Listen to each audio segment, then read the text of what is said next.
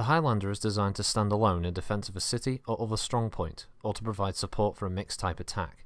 Soon after its introduction in 2592, the Highlander was assigned to nearly every Star League army unit as an assault mech. Though slow-moving on the ground, the Highlander can jump over most obstacles.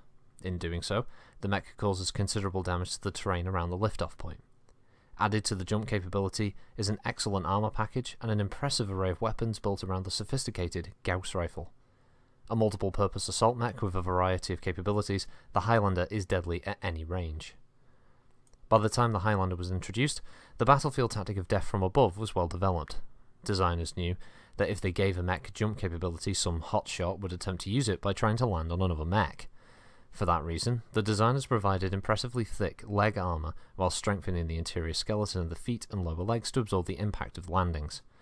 The jump jets were also designed to allow a pilot to automatically redirect the force of his jets to compensate for landing on a moving foe.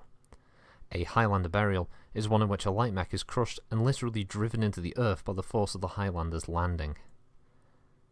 The primary weapon of the Highlander is the Gauss rifle. An advanced field arm, the Gauss rifle uses a series of magnets to propel the shell through the barrel toward the target. Though the system requires large amounts of power to magnetize the projectile coils, it produces very little heat. The rifle system must be heavily protected, however, making it quite heavy. The Gauss rifle system is perfect for larger mechs and could become the successor to the autocannon on tomorrow's battlefield. Supporting the Gauss rifle are a pair of Holly missile launchers, both long and short range, and torso-mounted twin medium lasers. The missile launchers provide a mix of firepower at every range, and the Harmon Star-class medium lasers permit the Highlander to engage in hand-to-hand combat with both hands free. Opponents of the design point out that the Highlander requires almost constant ammo resupply, and that in a prolonged battle, the lack of significant energy weapons severely hampers the mech's ability to stay in the fight. Ammunition storage was deemed sufficient by the Star League Quartermaster Command, however, and orders for the Highlander increased. The mech is equipped with Grumman 3 ferrofibrous armor and cellular ammunition storage equipment. This shields the shells and missiles in the right and left torso. Very reliable, the case system is credited with saving countless mechs and pilots across the inner sphere.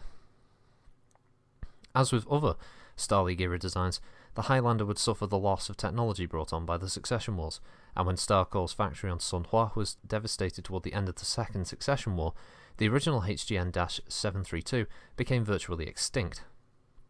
An agreement between Starcore and Hollis Incorporated to rebuild destroyed chassis from scratch using readily available technology kept the line going until the mid-3030s, when limited production was restarted by Starcore on Sun Hua and Kori, producing barely a dozen new mechs per year.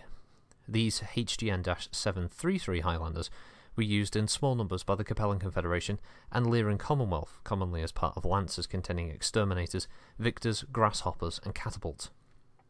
Unbeknownst to many, Comstar also maintained a large stock of Highlanders left over from the Star League, which they gifted to the Draconis Combine during the War of 3039. The appearance of so many seemingly rare 733s along with a few 732s whose advanced technology managed to slip through Comstar screening had a large impact on Lyran morale during their conflict.